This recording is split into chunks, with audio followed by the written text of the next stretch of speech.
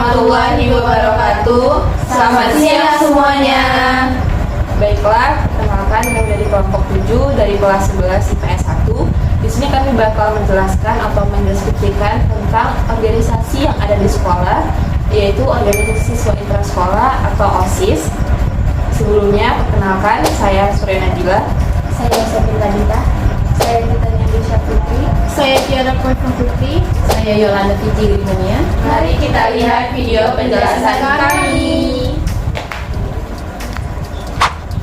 Nah, pertama-tama saya bakal menjelaskan salah satu organisasi yang ada di sekolah, termasuk dalam organisasi formal, yaitu organisasi siswa intrasekolah atau biasa disebut dengan OSIS. Organisasi siswa intrasekolah atau yang biasa disebut dengan OSIS merupakan wadah pembinaan kesiswaan di sekolah untuk mengembangkan minat dan juga bakat serta potensi para siswanya. OSIS adalah sebuah organisasi resmi satu-satunya di sekolah yang diakui oleh Kementerian Republik Indonesia sejak tanggal 23 Maret tahun 1970.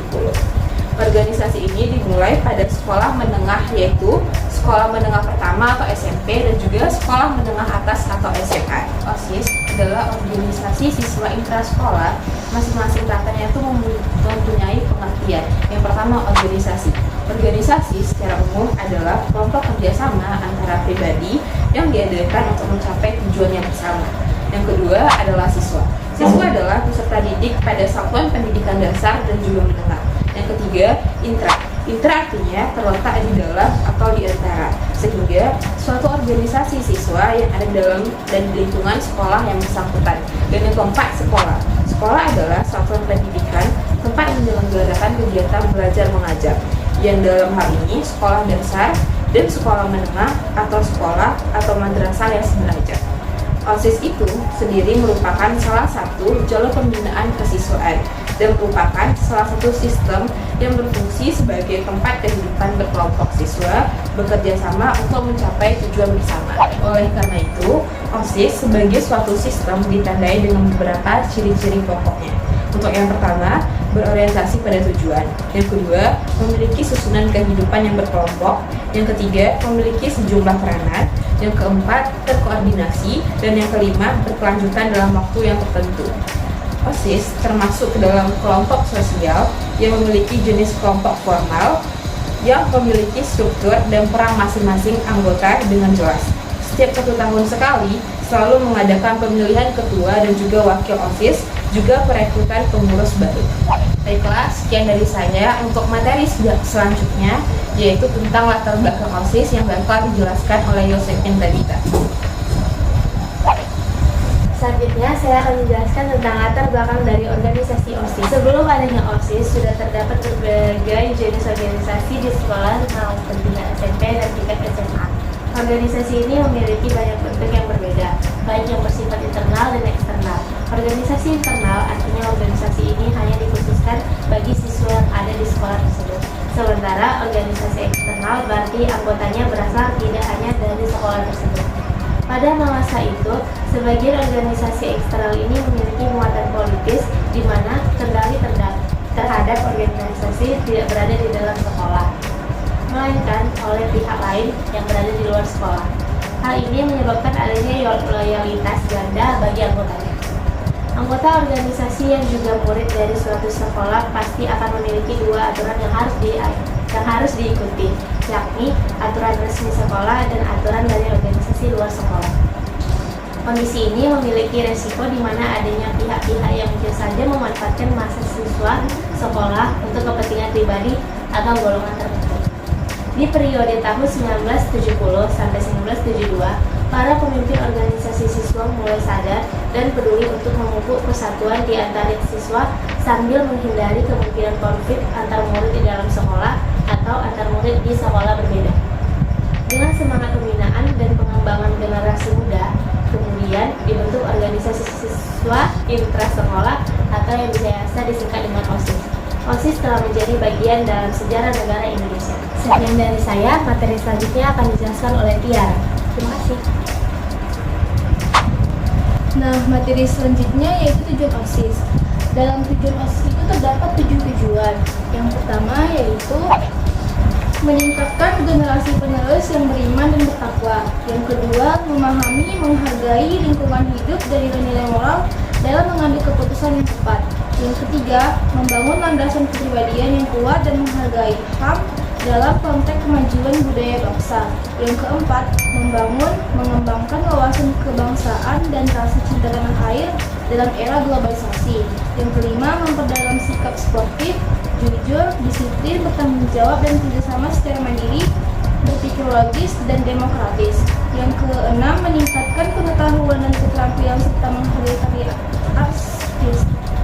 artistik, budaya dan intelektual. Yang ketujuh, meningkatkan kesehatan jasmani dan rohani, memantapkan kehidupan bermasyarakat, berbangsa dan bernegara. Sekian dari saya, materi selanjutnya akan dilanjutkan oleh Tita Nida. Baiklah, materi selanjutnya adalah visi dan misi dari organisasi OSIS SMA 1 Tualang. Yang pertama adalah visi. Visinya adalah menjadikan OSIS SMA 1 Tualang sebagai wadah dalam menampung kreativitas, inspirasi, aspirasi, dan meningkatkan impak atau iman dan takwa, dan iptek atau ilmu pengetahuan dan teknologi seluruh siswa, serta menciptakan lingkungan SMA 1 Tualang yang nyaman, harmonis, bersih, dan berprestasi dengan berlandaskan 4 dasar, yaitu jujur, adil, amanah, dan selanjutnya adalah misi. Misi organisasi OSIS SMA 1 Tualang yang pertama adalah memperkuat nilai keagamaan para siswa-siswi SMA 1 Tualang dengan berlandaskan ketuhanan yang Maha Esa serta iman dan takwa yang kuat. Yang kedua, merayakan Hari Besar Nasional dan Keagamaan dengan hal-hal positif seperti mengikuti perlombaan agar siswa selalu mengingat jasa dan perjuangan para pahlawan. Yang ketiga, menciptakan organisasi yang smart, yaitu sigap, menarik, antusias, rajin, dan takwa. Yang keempat, mengaktifkan program kerja seluruh pengurus OSIS sesuai divisinya. Yang kelima, mewujudkan serta merealisasikan program kerja yang baru di SMA 1 Tualang. Yang keenam, melakukan kerjasama serta kolaborasi antar organisasi yang lain. Yang ketujuh, menertibkan peraturan-peraturan yang belum terlaksana secara maksimal. Yang kedelapan, meningkatkan kedisiplinan siswa-siswi SMA 1 Tualang. Dan yang kesembilan, menjaga kebersihan lingkungan SMA 1. Selanjutnya ada juga program kerja dari organisasi OSIS SMA 1 Tualang. Yang pertama, jangka pendek, yaitu melaksanakan sholat fardu berjamaah, kultum setelah sholat zuhur, al-kahfi setiap hari Jumat, tahfiz setiap Jumat pagi, dan berinfak setiap hari. Kedua, program jangka panjang organisasi OSIS SMA 1 Tualang, yaitu yang pertama, memperingati Hari Besar Nasional dengan mengadakan event. Yang kedua, mendokumentasikan setiap event yang diadakan. Yang ketiga, mengadakan SGC atau Semansa General Competition. Yang keempat, melakukan PDO atau Training Dasar Organisasi. Yang kelima, menyelenggarakan kegiatan MPLS dan kelas meeting. Yang keenam, mengadakan LDKS atau Latihan Dasar Kepemimpinan Siswa. Dan yang terakhir, mengadakan LKPB atau Latihan Kepemimpinan Pengurus Baru tiap pengurus inti. Nah, sekian materi dari saya. Selanjutnya akan dijelaskan oleh Yolanda. Selanjutnya saya akan membacakan klasifikasi tentang OSIS. Klasifikasi tentang OSIS yang pertama adalah inti, yang terdiri atas ketua OSIS. Tugasnya memimpin organisasi dengan baik dan bijaksana. Yang kedua, wakil ketua OSIS. Tugasnya bersama-sama dengan ketua OSIS menetapkan kebijakan, melaksanakan program kerja OSIS, dan membantu ketua OSIS dalam melaksanakan tugasnya. Yang ketiga, sekretaris. Tugasnya menyiapkan agenda, evaluasi kegiatan, hasil rapat, laporan, dan surat. Wakil sekretaris, tugasnya membantu sekretaris, menggantikan sekretaris jika berhalangan hadir. Selanjutnya, bendahara. Tugasnya bertanggung jawab dan mengetahui pemasukan atau pengeluaran keuangan untuk laporan pertanggungjawaban. Wakil bendahara. Tugasnya membantu bendahara, menggantikan bendahara jika berhalangan. Yang kedua, divisi sosial. Tugasnya mengurusi hal-hal yang berhubungan dengan kepentingan sosial seperti sebagai penyelenggaraan bakti sosial ke panti asuhan atau tempat-tempat yang membutuhkan bantuan sebagai media untuk memberikan bantuan. Juga sebagai media untuk memberikan bantuan apabila salah seorang anggota mengalami musibah atau suatu daerah terkena bencana alam. Ya, divisi olahraga dan seni. Tugasnya menyiapkan sarana dan prasarana dalam bidang olahraga dan seni saat ada acara di sekolah tersebut. Yang keempat, divisi logistik. Tugasnya membantu menyiapkan semua yang dibutuhkan saat organisasi OSIS ini, mengadakan acara dan sebagainya. Divisi internal. Tugasnya menyelesaikan atau mendamaikan masalah antar anggota OSIS. Yang keenam, divisi kewirausahaan.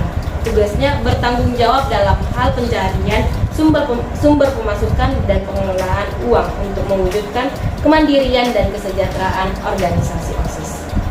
Dan yang terakhir adalah divisi media dan branding. Tugasnya membantu desain perihal poster atau sejenisnya dan mengelola media sosial OSIS seperti Instagram dan sebagainya. Sekian dari saya, terima kasih. Sekian dari kami, jika ada kesalahan mohon dimaafkan.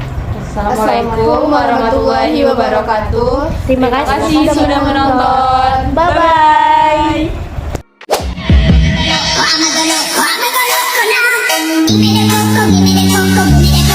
I like to move it, move it. You like to move it, move it. I like to move it, move it. You like to move it. Balik ke mode normal. Pagi-pagi makan kiwi, ditemani dengan roti. Cukup sekian dari kami. Kelompok 7 izin undur diri.